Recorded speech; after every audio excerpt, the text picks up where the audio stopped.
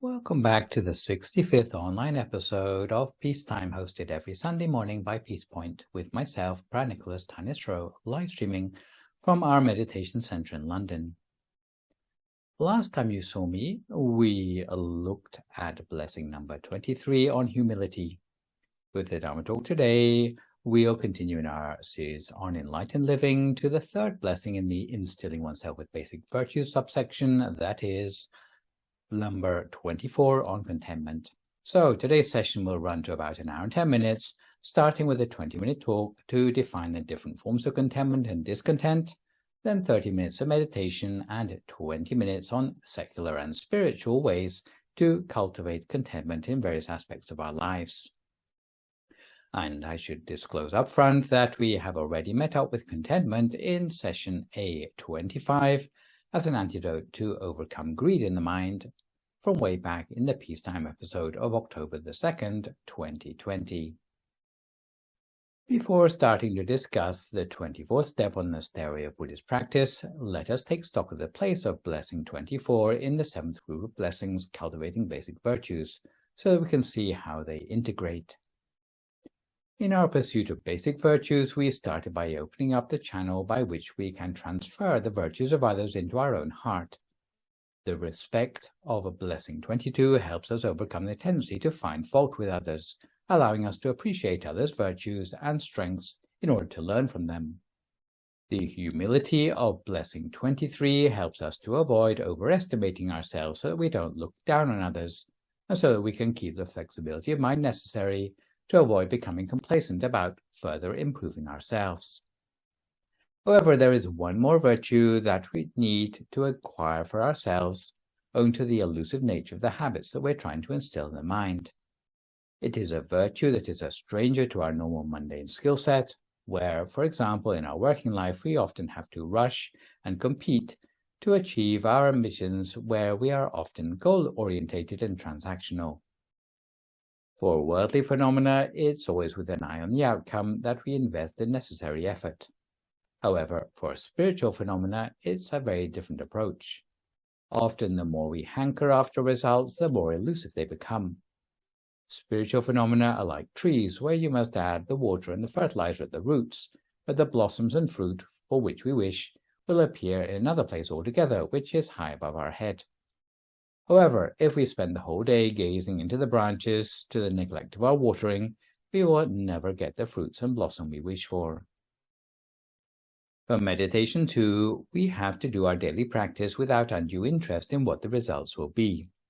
Although in the long run we would like to make a breakthrough in our meditation, if we sit for meditation worrying about when the breakthrough will be, such expectations will only impede our progress.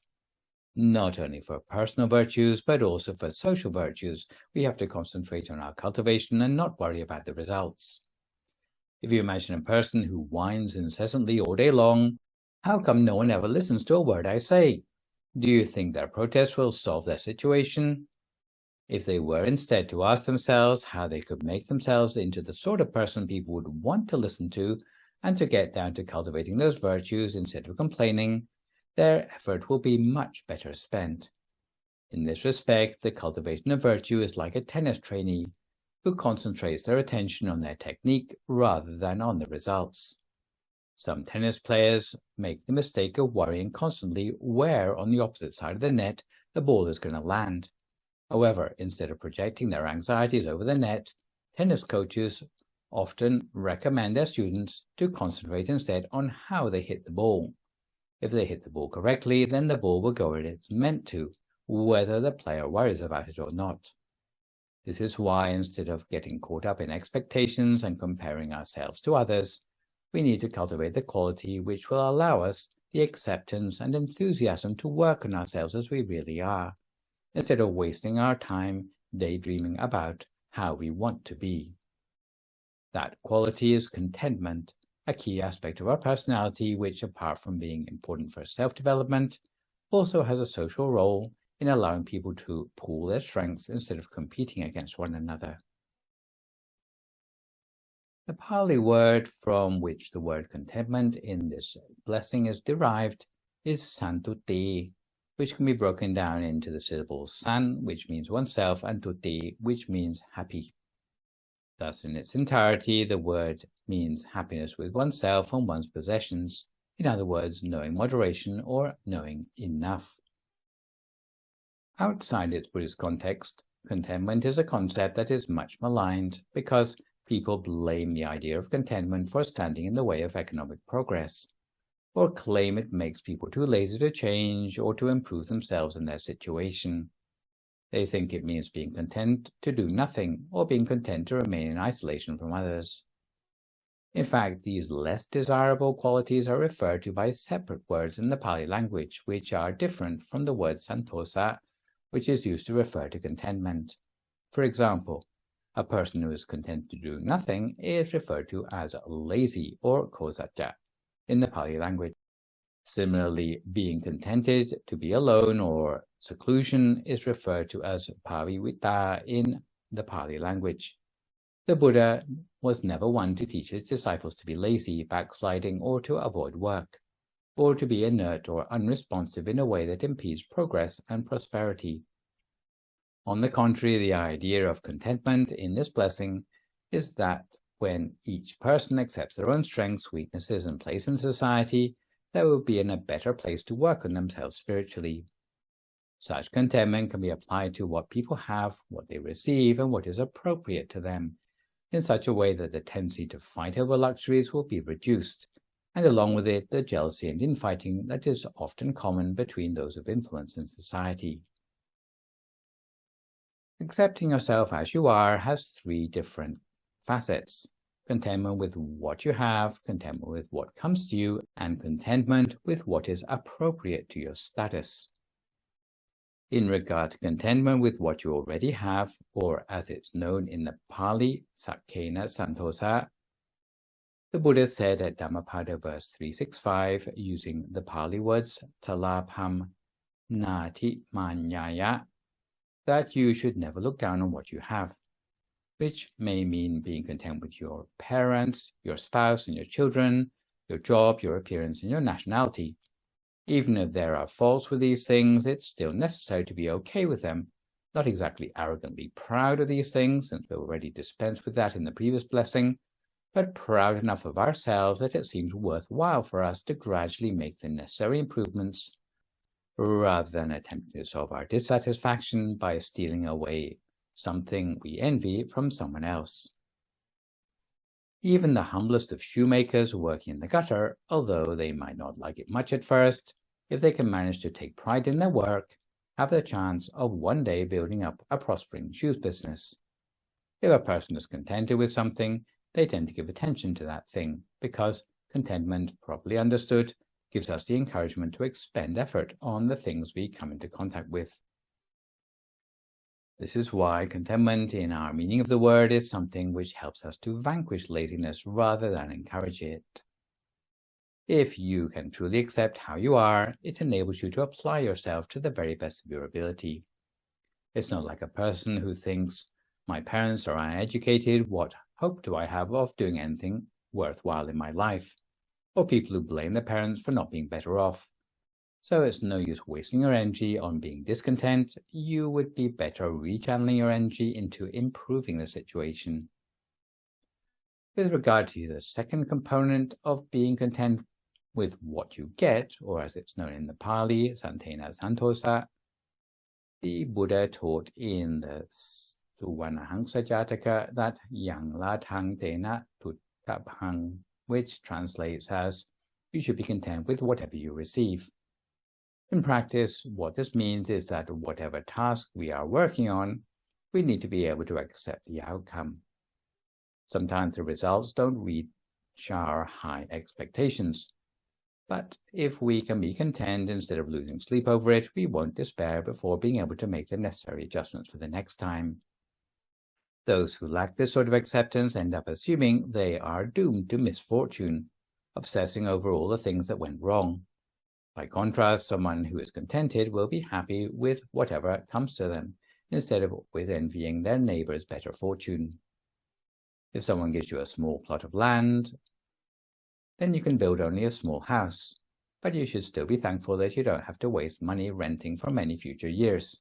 At the same time, you should work diligently building up your financial position so that you can expand the house to your full requirements at a later date. In conclusion, if you can find it in you to be content with what you have or what you're given, then it creates a space in your heart by which you can make lasting changes in your life in a leisurely manner.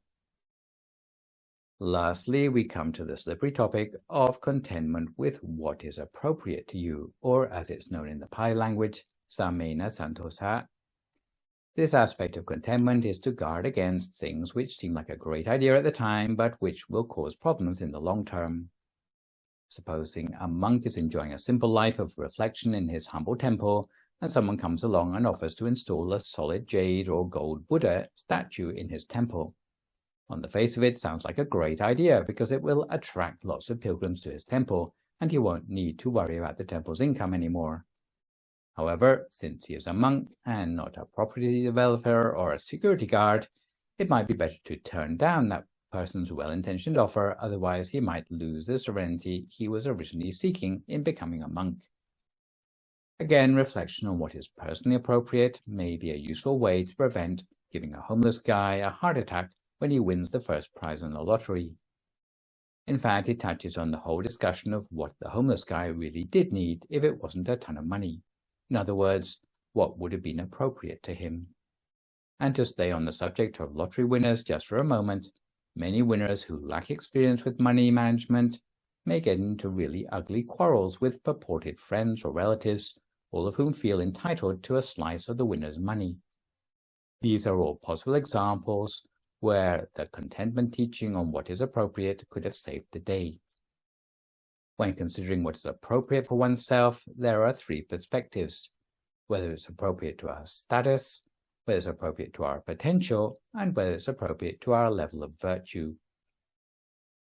As for whether something is appropriate to our status, or as it's known in Pali, yathalapha, this mostly refers to the socio-economic status of a recipient. For example, the appropriateness of receiving something may be influenced by whether we are a monastic, a householder, a senior, a subordinate, a teacher, a student, a military personnel, an academic, or an odd-job man.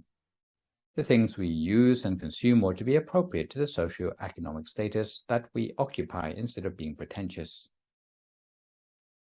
As mentioned in the previous blessing, this might pertain to things like the way we dress, the car we drive, the way we furnish our home, the opinions we express, or our claims on the ownership of ideas. At the same time, we shouldn't go comparing ourselves to others out of our league, thinking that just because we've chatted with celebrities or know their names, that somehow we deserve the same treatment as them. Although this may sound a bit antiquated, especially in a so-called egalitarian society of high social mobility, perhaps it's easier to think of this sort of contentment as having a sense of where you feel you belong, even if that place may not be very spectacular. The Buddhist point is that if you don't feel you belong at all, it's very hard to use social attraction as a means to improve yourself. If you feel you have somewhere where you belong in society, it will prevent you from wasting your effort being pretentious or hankering after a place where you might feel out of place. Even if you don't like your place in society, you need to start by accepting where you stand, but through the principle of social mobility, your enthusiasm and sense of willing will allow you to gravitate to a place where you have an even stronger sense of belonging in a natural and organic way. As to whether it's appropriate to our potential, or you might like to think of it as your personal status, or as it's known in Pali, yatapala, if one knows and accepts the level of one's own potential, one will be better able to know what is appropriate for one. One should not over or underestimate oneself. You should look at yourself deeper than the surface appearances such as gender, height, or attractiveness. As we've mentioned when embarking on our career of spiritual transformation back in A12, developing vision in our spiritual self-transformation, when cultivating ourselves, we have a certain number of strengths and weaknesses, and through our cultivation, we hope to further the strengths and diminish the weaknesses. In order to know where we stand, in other words, our potential for change, then we have to consider ourselves in terms of 7 factors, which will lead you to look much deeper than the surface, adapted from the Vati-sutta of the Anguttara Nikaya, namely inspiration, integrity, experience, generosity, wisdom, quick-wittedness, and strong health. By accepting how ambitious you are likely to be in your potential for change, it will be the space to get down to making the necessary improvements. This is why contentment in the context of personal development means accepting the reality of yourself as a catalyst which will eventually inspire you to make the necessary improvements. Finally, with regard to whether something is appropriate to our level of morality, or as it's known in Pali, Yattha Sarupa, even if something is appropriate to our status and potential, if it is something inappropriate to the level of precepts we have set for ourselves, or if it will ruin our reputation by receiving it, then we should be contented to forego that thing. For example, we should not accept goods that we know to be stolen or salary earned by illegal employment, in order that our wealth doesn't become more important to us than our conscience, and so that we don't become a puppet to the accumulation of more and more possessions without end. Originally, I had a really short and glib listing of things that are objects of discontent, which included power, money, food, and sex. However, it's pretty obvious that these are only the external pull factors that tempt us towards discontent. Discontent itself is something much subtler on a psychological level and could be triggered by many of the internal push factors, whether it be mistaking wants instead of needs, forgetting impermanence, boredom, fear of the future, disappointment with oneself, or just loneliness. Discontentment sometimes happens when you mistake wants for needs. When eating candy doesn't satisfy the body's needs for protein or vitamins, when alcohol and coffee don't rehydrate our body, when watching other people's dramas on TV doesn't bring excitement in our life, when sitting around never leaves us feeling rested, when putting off important tasks doesn't satisfy our need for closure, and when being selfish fails to make our life more meaningful.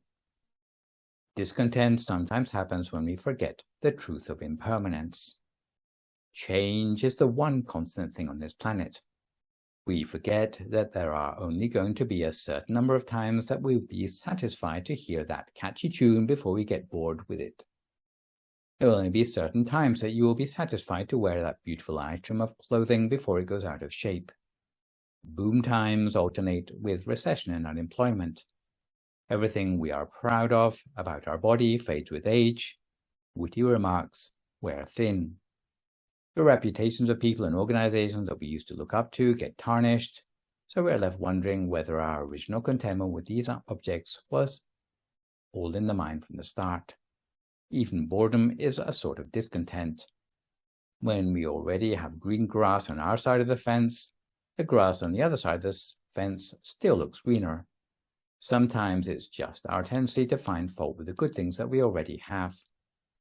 Fear for the future can lead us to indulging in escapist activities such as roads to ruin or other compulsive behaviors. Poor decisions such as impulse buying or being duped by promises of quick solutions.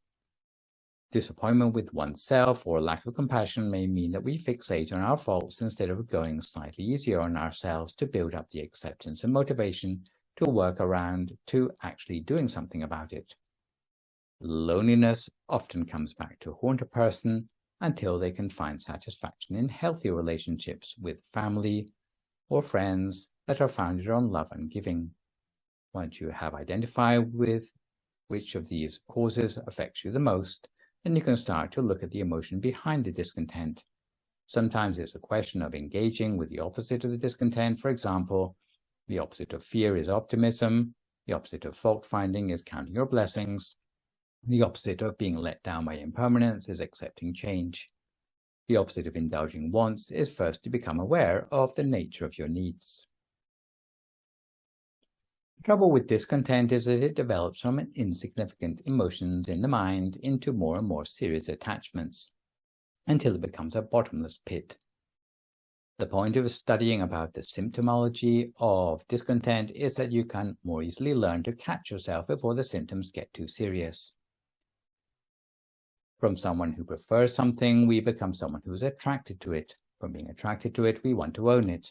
From wanting to own it, we want to own it so strongly that we are not interested in anyone else's feelings concerning the way we get it, until we abandon all our scruples in order to get to that thing. This is how something seemingly benign like discontent deteriorates into serious personal damage. Even on a social level, when contentment is lacking, economic competition becomes more aggressive as people try to discredit one another or cut corners in amassing wealth instead of cooperating with their skills and influence for the greater good. So-called enlightened self-interest devolves into flagrant profiteering without any thought of the negative repercussions for others in society or the harm brought by fanning the flames of greed. When materialists cannot earn money fast enough by scrupulous means, then they will soon resort to dishonest ones, all because of the lack of contentment. By contrast, the mind of someone who's versed in contentment will always be ripe for the fruition of other higher virtues without risking burnout. Virtues cultivated with the most honest of intentions. When society fails to make progress or progresses slowly, it's not because people are content, but on the contrary because of those lacking contentment who constantly undermine a fair economic system. So just before we come to time for some meditation today, we have time for a quick story from the Dhammapada commentary. In the time of the Buddha, there was an outbreak of a plague in the city of Rajagaha. In that city was the home of a millionaire where two aging parents lived with their 12-year-old son called Gumba Gosaka. The parents decided they were too old to escape the infection, but they told their son to run away as far as he could to save his skin. Before the son went, the father pointed out where all the family treasure was buried. The son cried to think that he had to abandon his parents to die, but nonetheless he fled alone despite his tender age. 10 years later, he returned to his hometown. The infection by this time had long subsided. He thought of digging up the treasure, but he decided that it was not yet an appropriate time for him to obtain a fortune. He thought that if anyone saw him in possession of a fortune, they would assume that he had stolen it, and he might be arrested by the police. He also reflected that he had nowhere to store the fortune even if he did get it, because he still had no house of his own, so simply being in possession of the fortune would put his life in jeopardy.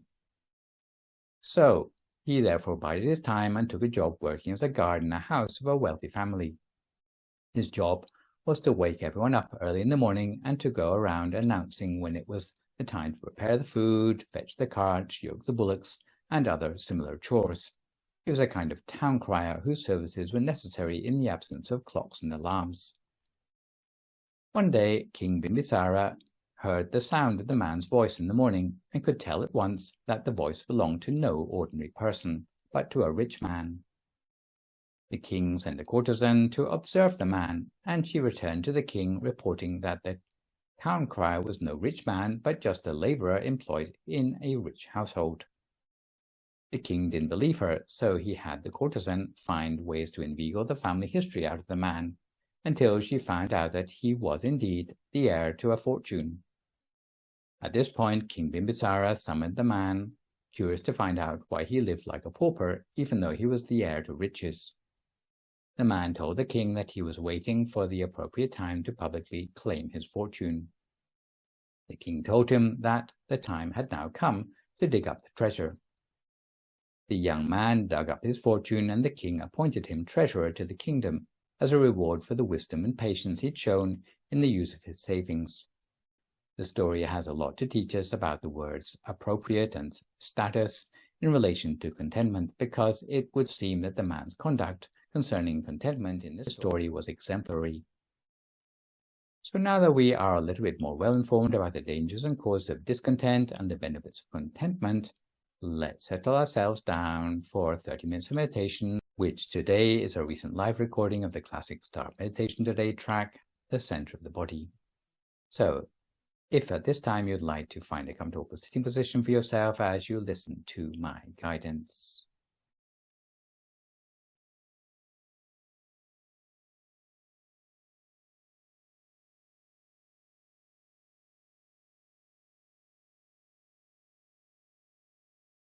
If you'd like to start by finding a comfortable position for yourself in meditation, with your right hand on top of your left hand, the index finger of your right hand touching against the thumb of your left hand, with your hands palm upwards on your lap. Or you can adopt any looser variation of this position, which for you feels more comfortable still.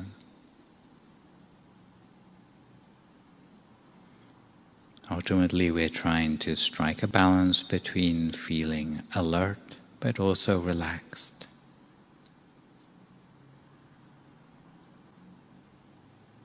And we adjust the position of our body so that our breathing and our circulation are as natural as possible, unimpeded.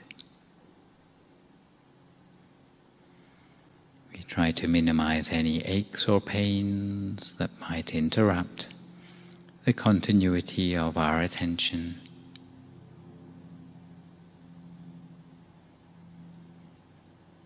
And we start our meditation by relaxing every muscle of our body. Sometimes we assume we're already relaxed, but when we come to check, we find that there are still places where tension lingers on. So we scan down through our body, relaxing every muscle as we go, starting with the muscles of our forehead. We relax our eyebrows and our eyelids, and make sure our eyes are only very gently closed. We never squeeze our eyes closed, thinking that it will help us to meditate better. But we close our eyes only very gently, in much the same way we'd close our eyes to go to sleep. And we never overlook the importance of closing our eyes gently, otherwise we can waste years of our time meditating without seeing any progress. We allow the muscles of our face to relax, our neck, both of our shoulders, both arms, down to the tips of our fingers, relaxing them all completely. We relax our chest, trunk and abdomen, both of our legs, all the way down to the tips of our toes, until eventually all the way from the top of our head, right the way down to the tips of our toes, has no remaining part of our body with any sort of stress or tension anymore. If we do notice any tension still lingering on, then we relax it as far as we can. Because we'll find that if the body is properly relaxed, it'll have a feeling as if it seems to melt away into the atmosphere around us. We'll have no more physical concerns about our body anymore, allowing us to turn our attention instead to relaxing our state of mind.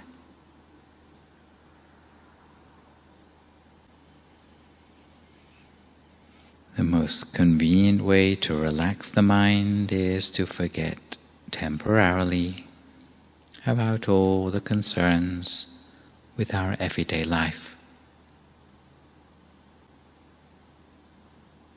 We put aside any anxieties concerning responsibility, anything concerning work, friends, family, studies, or any other thing. We try not to let our mind wander to thoughts of the past or plans for the future, but keep our mind as far as possible in the present moment. We keep our mind on the task in hand of relaxing the mind,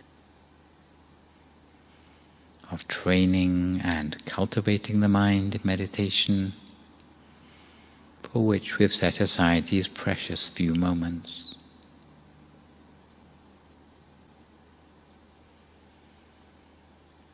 And what we might do is fill our mind with thoughts of happiness and joy, conjuring up a sense of spaciousness, radiance, lightness, and refreshedness in the mind, as if it were spacious like the ocean, radiant like the morning sun, as light as a feather, and refreshed like a flower bud in the early morning dew.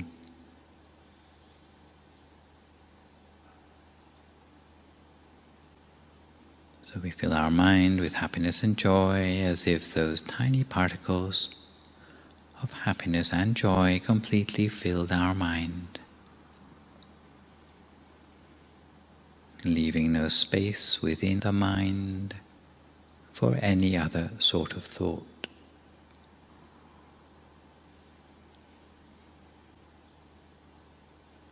And when our mind feels completely relaxed, harmonized, unified, and our body is completely relaxed too, very gently and using no effort at all, we allow our attention to settle and to center itself to a point somewhere around about the middle of our stomach. We allow our attention to settle itself to a point in the center of our stomach, while maintaining our awareness there as continuously as we can, for as long as we can, without letting our awareness wander anywhere else if we can help it.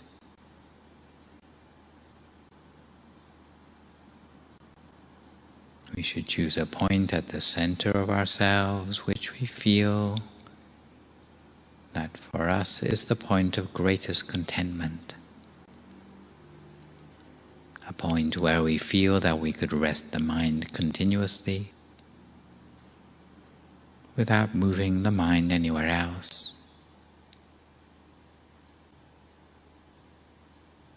And having chosen the point, we maintain our awareness there as continuously as we can, for as long as we can. And the actual way we keep the mind on track at the center of the body depends on our own personal disposition. Some people like to keep the mind in place by visualizing a bright object there.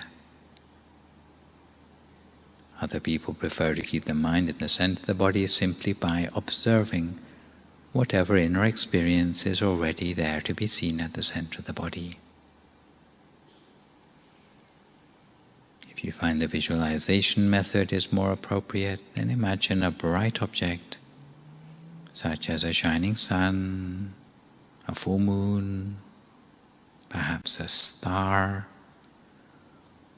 or even a crystal ball, as if that bright object, any one of those four, is floating at the center of your stomach.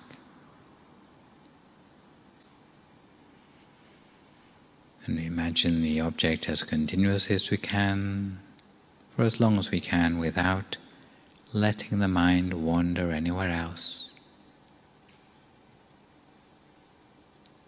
Imagining with a soft and gentle attention, attention so soft that it's like a bird feather floating down to settle upon the surface of the water. Floating down so lightly that it doesn't even break the surface of the water. Such is the gentleness of the attention we need to imagine our bright object continuously at the center of ourselves. And this would be the first way of imagining, by visualizing a bright object. The second possible way of engaging with the mind at the center of the body is simply by observing without imagining or visualizing anything. Observing whatever there is to be seen at the center of the body. If there is darkness to be observed, then we observe the darkness. If there are shadows to be observed, then we observe the shadows. If there are spontaneous images arising in the mind, then we observe those images. If there's brightness to be observed, then we observe the brightness. In brief, we observe whatever there is to be seen, but we observe continuously with a light and a gentle attention, without entertaining any thoughts in the mind, without judging the things that we see, without any expectations, without becoming elated by the pleasing things that we see, without feeling disappointed by the displeasing things that we see. Simply observing and nothing more, in much the same way we would watch a TV screen, without trying to interfere with the program being shown.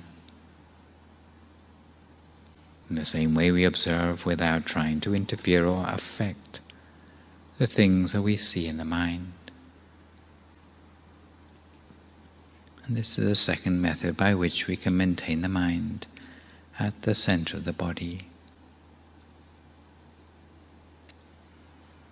Some people who try to imagine a bright object in the mind find they can't help but use too much effort. They might end up with a feeling of tension across their eyebrows or maybe on their shoulders.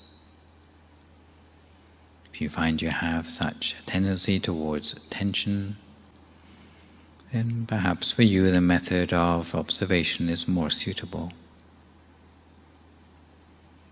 However, you're the sort of person who finds that their mind wanders easily, or if you suffer from sleepiness, then perhaps for you the method of imagining a bright object would be the more suitable. You should make use of the method that you find works best for you. But whichever of the two techniques you choose, the important thing is to rest the mind at the center of the body as continuously, evenly as you can with a light and gentle attention, never letting your attention wander anywhere else if you can help it. Because with the continuity of effort, eventually the mind will become more subtle. The images in the mind will become gradually more subtle too. And the feelings in the mind will become more refined. But at the same time, the number of thoughts in the mind will become gradually reduced until the mind can come to what's known as a standstill at the center of the body, which means that there's an absence of any further thought. To cultivate the mind in this way, using your chosen method, using your chosen object of meditation, with a light and gentle attention, as continuous as you can for as long as you can, without letting the mind wander anywhere else. If the mind should wander, you just bring it back each time. If the inner object disappears, you can conjure up a new one. But if it changes, then we just follow it in its new form. We continue in this way for a few more moments now in silence, until we come to the appropriate time.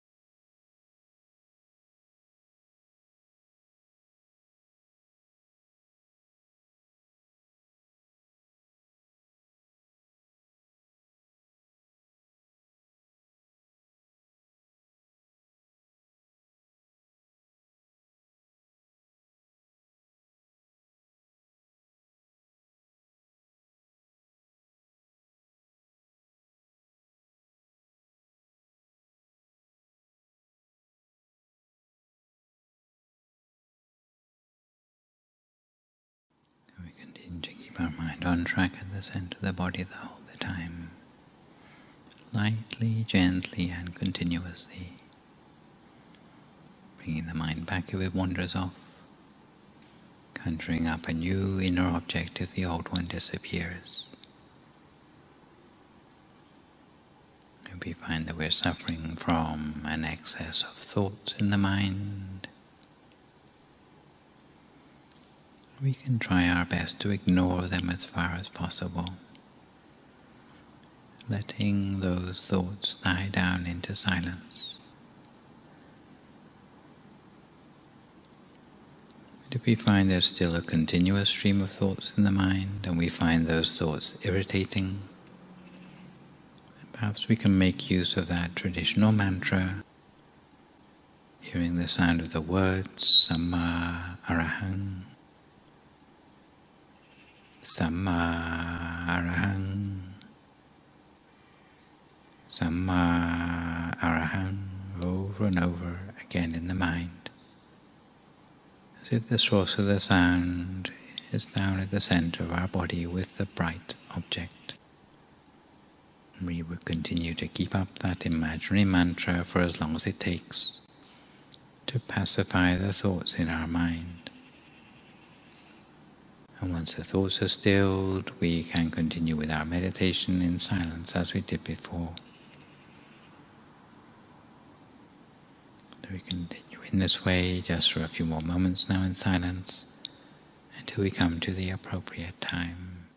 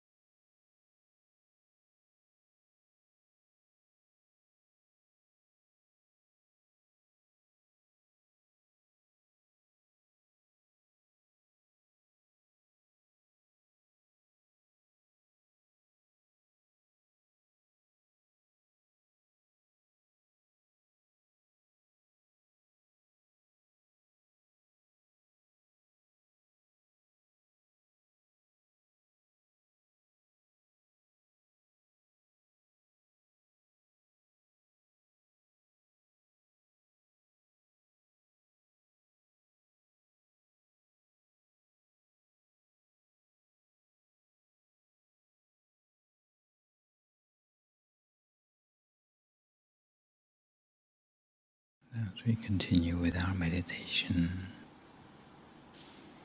we'll start to notice that our mind becomes more and more refined. The more refined it is, the more access we will have to refined and subtle things that lie within the mind. Because our awareness can only have access to states of mind that are as subtle as the mind itself. So to cultivate the refinement of the mind, to cultivate the subtlety of the mind, using our bright object or our observation skills, all we need to do is to apply the mind as continuously as we can, for as long as we can, without letting the mind wander anywhere else, until eventually the mind will come gently to a standstill in an absence of thought at the center of the body, allowing the mind to go deeper inside, deeper into purity, deeper into brightness, deeper into the subconscious wisdom within the mind. So for a few more moments now in silence, we cultivate our mind at a standstill at the center of ourselves, lightly, gently, and continuously for a few more moments in silence, until we come to the appropriate time.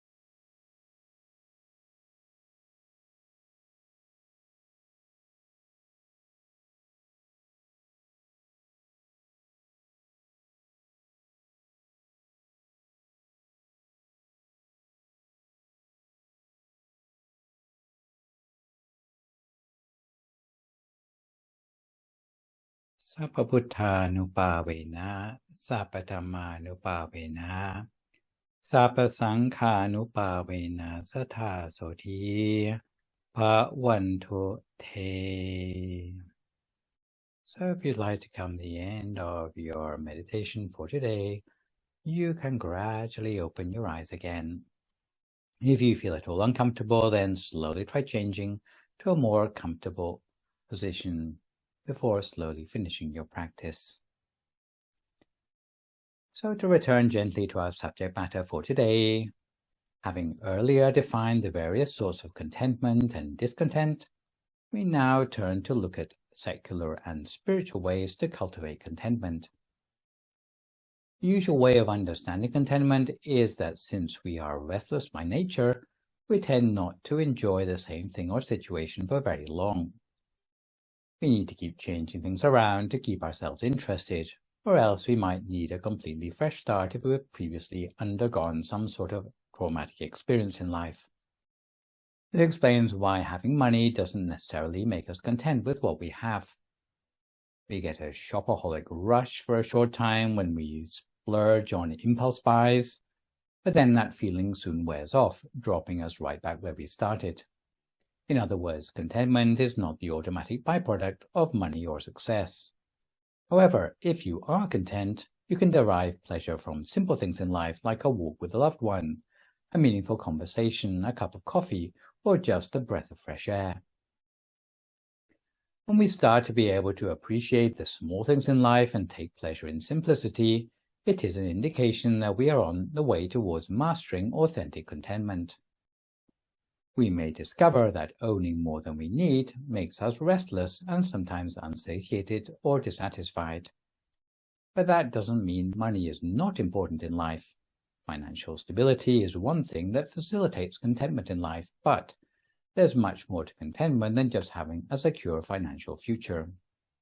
A person might be very rich and successful, but might not be content. So to learn how to be satisfied in life despite things that we may lack, there are some suggestions for ways to be content with what you have. The first of which is to explore the triggers underlying your discontent. If you're unhappy or depressed, you need to start observing yourself to find out what might be causing those feelings. Be observant and start listening to yourself. Once you identify the impulses that trigger you, you'll be able to select more productive things to focus on instead of wasting your time in frustration. Secondly, you need to align your goals and actions with your values. If you don't believe in anything, then you're unlikely to be satisfied no matter how knowledgeable or wealthy you become. Since we tend to be defined by our values, if we are clear about what they are, they can help us define what we're feeling while separating out the restlessness or despair. So, never undermine your own values if you truly want to be content with life. Thirdly, you need to look for your feelings of belonging. This might refer to a sense of family you have or pride in being part of a certain like-minded community. The moment you realize that the people you spend all your time with don't seem to be your people, it would probably be better to connect instead with a place you feel that you truly belong, where the community appreciates your worth or helps you to discover your strengths. When you feel more productive, a sense of fulfillment will come naturally. Fourth, you need to let go of your past. Feelings of regret and disappointment often haunt us, especially at a time when we want to move on. If necessary, you might need to be prepared to leave your past behind completely and rebuild your life from scratch to give firm foundations to an authentic sense of contentment. Fifth, you may need to learn to be grateful, and it's a topic that we'll return to in more detail in the next blessing number 25. But for now, in brief, we can say that we tend to lose interest in people and things when we fail to treat them with gratitude, and that ultimately leads to discontent. So we need to learn to appreciate what we have. Sixth, you ought to avoid comparing yourself with others. Everyone has their own share of accomplishments, but you will not be able to enjoy yours if you spend all your time using others as your benchmark. The only valid comparisons you should make is between you today as compared with how you were yesterday. Seventh and last, you should always try to think positive. Even the bad things in life happen for a reason, but if we can learn the lesson and move on, then we come out better for the experience on a certain level. No one expects life to be a bed of roses, but if we find we are continuously dwelling on the negative feelings, we need to be more selective in focusing on the positive aspects of our life, at least for our own peace of mind. It's not that difficult to let go of habits that stop us from being content in life, and you notice that most of them don't even cost a penny. Even without being fully invested in spiritual practice, there's already a lot we can do to become more satisfied with the little we already have in life. At the heart of the Buddhist understanding of contentment and discontent is a distinction between two sorts of happiness. It is a distinction that underlies the Buddhist claims that certain sorts of happiness are subjective and down to our choices. The teaching in the Anguttara Nikaya distinguishes between the happiness dependent on external stimuli, or samisa sukha in the Pali language, and happiness independent of external stimuli, or niramisa sukha in the Pali language. The first conventional sort of happiness, which depends on external stimuli, relies on sense pleasure coming to us via our eyes, ears, nose, mouth, or by our sense of touch. It also includes daydreaming about desirable things. This sort of happiness tends to be unreliable because it's mixed up with suffering, and its objects tend to be obtained only as a result of considerable effort and difficulty. Such mundane happiness leads to possessiveness, and if we ever lose our prized objects or are prevented from accessing them, then the happiness can be instantly transformed into feelings of loss, aggression, or even vengeance. By contrast, the second spiritual sort of happiness derives its energy from within and can be thought of as inner happiness. Because such happiness is independent of external stimuli, it has more reliable characteristics of being pure, peaceful, liberating, radiant, and fulfilling. Buddhism regards inner happiness as the true happiness because it is happiness that creates no conflict of interest and which helps to diminish other problems. However, finding such inner happiness means first cultivating a state of mind that is peaceful and free from discontent. The more one can insulate oneself from the unreliable happiness of external things, the easier it will become to touch instead upon inner happiness, in keeping with the words of the proverb at Dhammapada verse 331 that tuti sukhaya itarittarena, contentment with the requisites you have and those that you receive will bring you happiness. Just as there are two sorts of happiness, the lack of such happiness is at the root of two distinct sorts of poverty. Firstly, there are material paupers. Such people suffer from lack of resources because they really lack the wherewithal to earn enough to keep themselves afloat. Such people are said to be poor only temporarily because if they find an appropriate way to earn their living, before long they will be able to get themselves back on track again. These people are in contrast to a second sort of poverty that is a domain of spiritual paupers. Such people suffer from a lack of resources because they spend more than they earn. Their problem is not a lack of resources, but one of attitude, because they know no moderation in their spending. Such people can be counted amongst the permanent poor because even if they inherit a fortune, they will not be able to stay out of debt until they die, unless they can learn contentment in the meantime. This also includes the mega-rich of the world, who already have a net worth in the tens of billions, but who, if asked whether they would like to double or triple that sum, would always say yes. According to Buddhists, therefore, the word contentment means knowing moderation. It is a miraculous virtue which can stop people from competing mercilessly with one another, can reduce extravagance and pretentiousness, can stop wars while making people self-sufficient in happiness, irrespective of their position in society. It can even allow the rich to be satisfied with what they have because, in the words of the Buddha at Dhammapada verse 204, Santuti paramang thanang, or contentment is the ultimate wealth. To illustrate the difference between the two sorts of poverty, our Venerable Dattachiwo used to tell a story about the experience of a Thai Minister of Commerce. The minister came from a wealthy family and he shared two events he encountered on the same day which highlighted the importance of contentment. He left his home early one morning and passed a beggar on the street. In his family there was a tradition that they would never turn away a request for help. Of course, how much they helped someone in need depended on the situation, but they would never refuse another person downright. He would normally not think twice about giving a beggar a few pennies, but that day in his pocket he had no loose change. He had to open up his billfold, where the smallest note was a $5. He gave the $5 bill to the beggar, and the beggar was so happy that he bowed down on the sidewalk at the feet of the minister. The beggar exclaimed that he had been begging since he was a child, but today was the first time he'd met someone generous enough to give him $5. The beggar's eyes shone with appreciation, and the beggar's delight filled the minister with a cheery start to his day. When the minister reached the ministry, however, he met a bank manager with a pained expression on his face. The minister asked whether the banker was ill, and the banker confessed, "I am so upset I haven't slept all week. I told my son early in the year to order a product that was bound to be scarce from the market. But my son didn't believe me, and at first he delayed the order. Only the first order ended up being ahead of the competition. For the second and third lots, we lost our market share. My son should have had a profit of 100 million this year, but because he hesitated, he only managed a profit of 60 million. So we've lost 40 million we could have had." The minister expressed his condolences and went into his office, but that day he could hardly get any work done because he was busy musing about the ways of the world, a beggar who was happy all day with a $5 bill, and a banker who cannot sleep because he only got a profit of 60 million.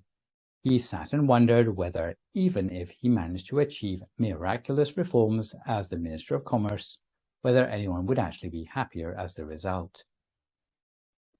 So Buddhism doesn't just concern itself with transcendental level contentment, but starts with sound advice for our mundane finances to allow us to put our life in a place where financial hardship doesn't encroach on our peace of mind. The most basic piece of advice, which is by no means exclusive to Buddhism, is to avoid spending beyond our means. Just as Mr. Micawber advised in the classic David Copperfield, if your income is $20, but your expenditure is $19.99 to use decimal currency, the result in your life will be your happiness. However, if your income is $20 and your expenditure is $20 and a penny, the result will be your misery. So to move from the Victorian era to modern times, the TV financial analyst Paul Clitheroe also reiterated that there are plenty of ways to get ahead in life. The first is so basic that I'm almost embarrassed to say it. Just make sure that you spend less than you earn.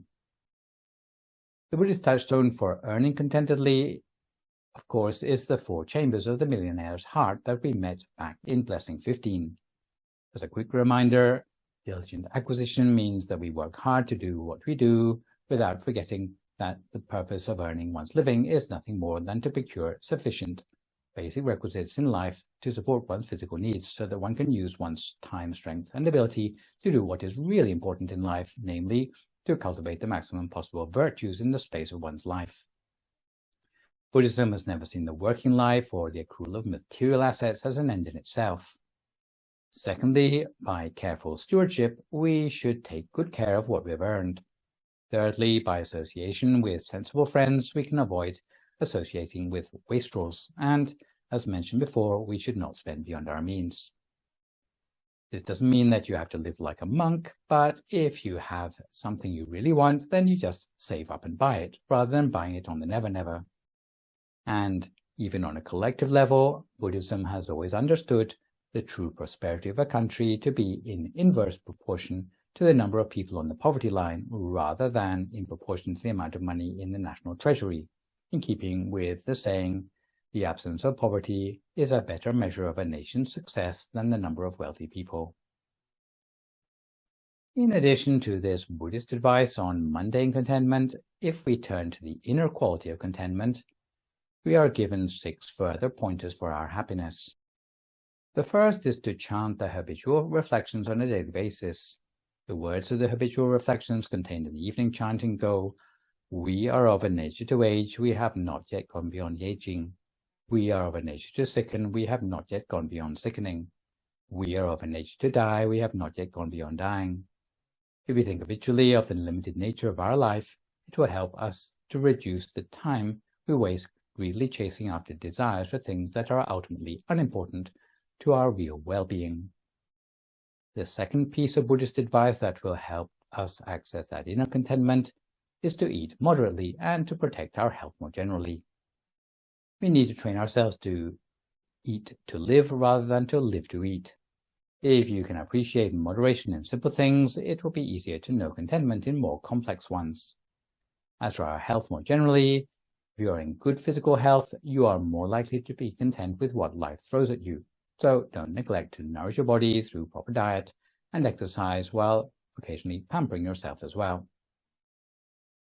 The third piece of Buddhist advice that will help us to access that inner contentment is to be generous by practicing compassion and serving others more generally. Learning to be of service to others brings to mind the example of parents who accompany their spoiled and dissatisfied kids to deliver care packages to an orphan home as a way to bring home to the children the reality that there is always someone worse off than you are.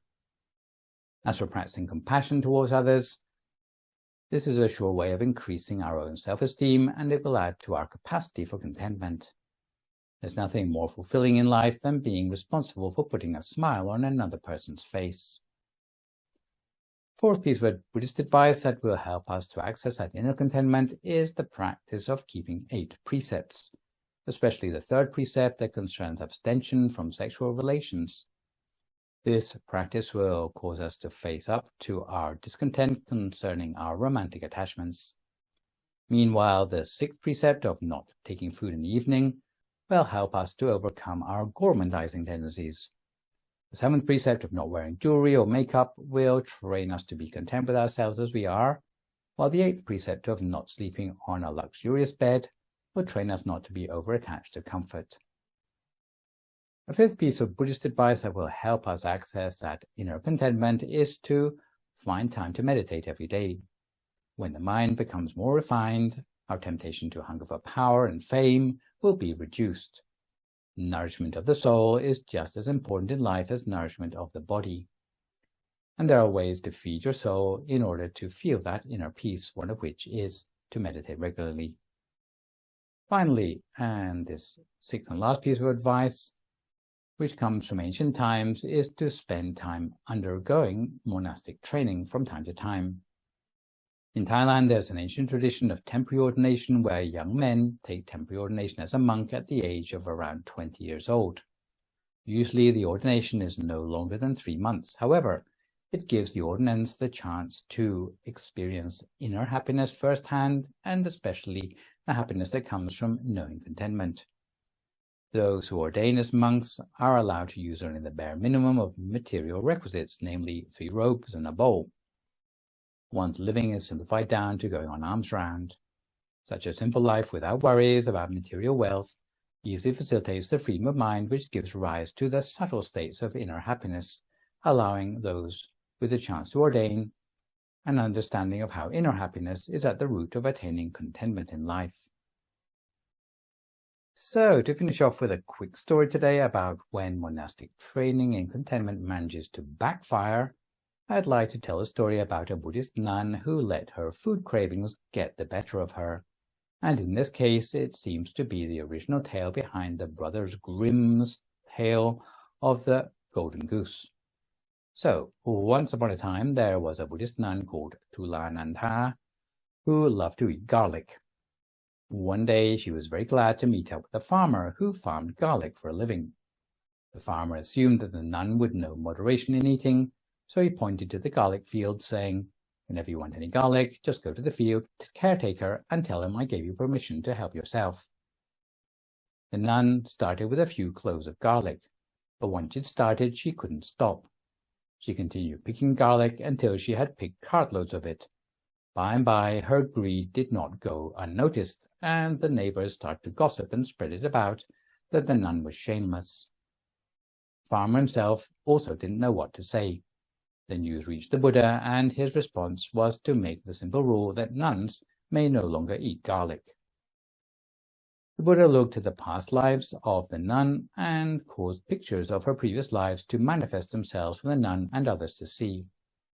It turned out that Thulanantha had been a female Brahmin with a husband and a daughter in a previous life. The Brahmin died, but because of not understanding the working of merit, had done both good and bad deeds during his life.